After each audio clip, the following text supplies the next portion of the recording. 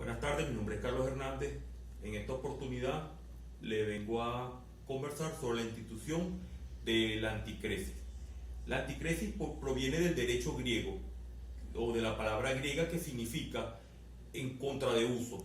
Esto no es más que un deudor entrega a su acreedor un mueble, un fondo o una cosa para que éste lo administre. Y de ese producto, de esa administración, las ganancias que se obtengan lo impute a los intereses, si es que los hubiese, o al capital luego para saldar esa deuda. La anticresis es un contrato de garantía y en el Código Civil venezolano lo podemos encontrar fundamentado en el artículo 1855.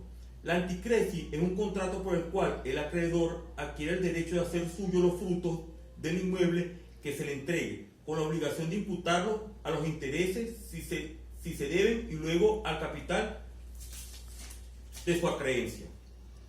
La anticresis tiene unas características muy particulares. Una de ellas es que es un contrato real, que quiere decir que se perfecciona con la entrega del inmueble, pero no genera ningún derecho al acreedor de poseer el bien como suyo. A su vez es un contrato unilateral, porque solamente obliga al acreedor. ¿A qué obliga el acreedor?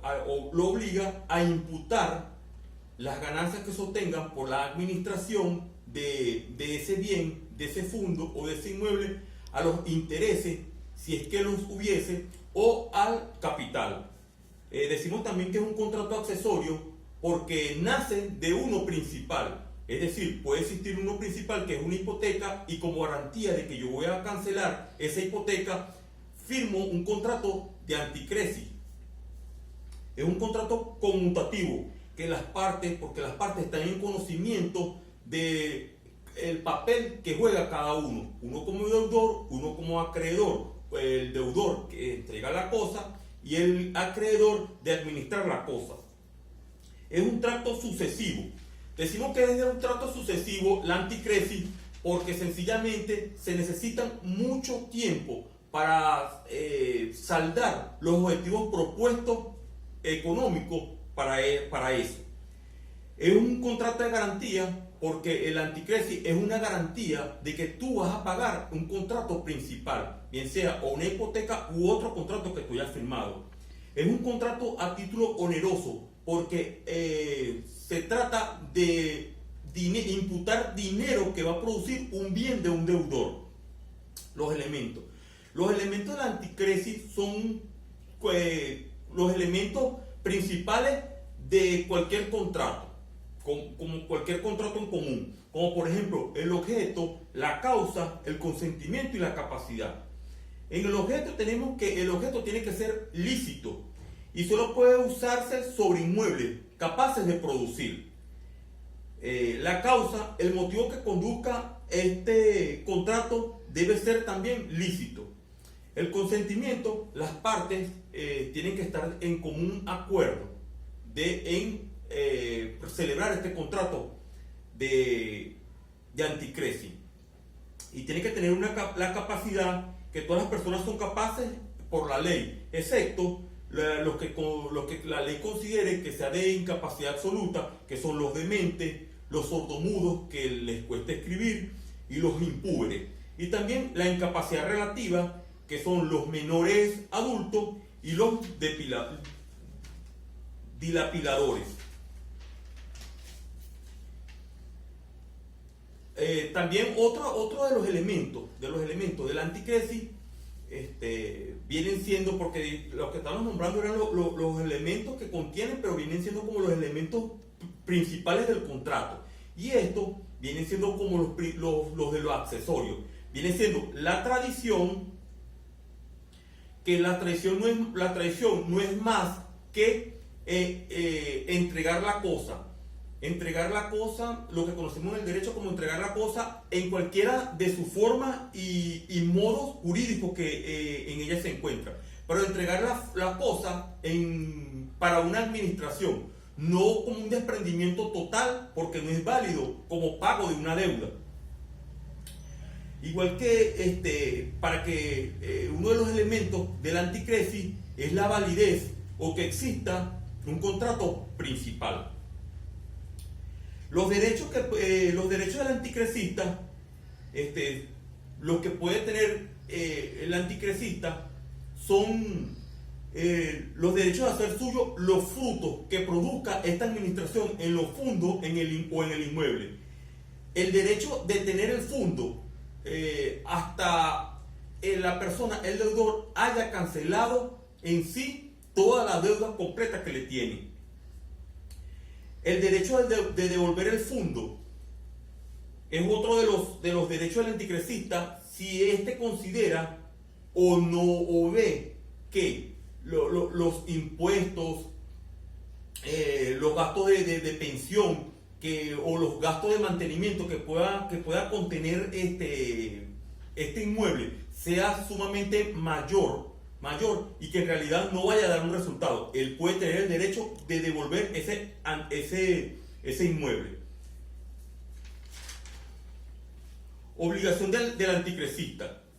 El anticresista está obligado a administrar el inmueble, pero así como está obligado a administrar el inmueble, esa administración va en la explotación, es decir, tiene que ponerlo a producir realmente con las características y el objeto para el fin en la cual está hecho ese inmueble.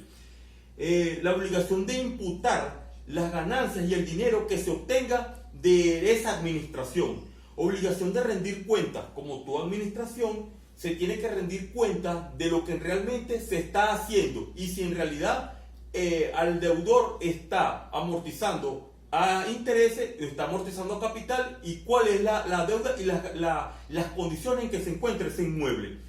La obligación de cuidar el inmueble. El anticresista se obliga a mantenerlo en las condiciones en las cuales se le fue entregado y se le fue dado este inmueble. Y también tiene como una de las obligaciones de restituir el fondo, de restituirlo en toda su forma y características que éste posea y darlo a su deudor en el momento en que éste haya saldado completamente la deuda. También podemos preguntar si existe la transmisión de la anticresi. Sabemos que la anticresi no puede cederse entre vivos, pero sí puede ser un derecho hereditario. Incluso se sostiene que la cesión no implica la cesión de la anticresis que le es accesoria. La extinción de la anticresis. La anticresis se extingue por dos vías. Uno sea por la vía de consecuencia y otro por la vía principal. Por la vía de la consecuencia se extingue la anticresis por la obligación principal según lo que reza el artículo 1860, que dice así: las disposiciones de los artículos se regirán por 1843, 1852 y 1853, son aplicables a la anticresis. Es decir, cuando hablamos de 1843, nos referimos a que un tercero puede dar en prenda al deudor. Es decir, una persona es deudora y se puede buscar una persona, un anticresista, podemos llamarlo así, que pueda servir de solidario para que le ayude a poner ese inmueble como parte de garantía para que sea administrado por el acreedor. O si no, también otra forma de extinguirse el contrato del anticresis es por la vía principal, que es por el vencimiento del término del anticresis, es decir, por los lapsos que se han colocado, o que si ya llegó a los 15 años, que es el lapso que se puede hacer un contrato de anticresis, por el cumplimiento de una resolución del contrato que esté previsto en el contrato del anticresis, o una extinción del derecho del constituyente del anticresis, o un perecimiento total del inmueble, o porque así lo haya querido manifestar el deudor. Bueno, eso es todo. Muchas gracias. Lo dejo con mi compañero Exxon Rivas.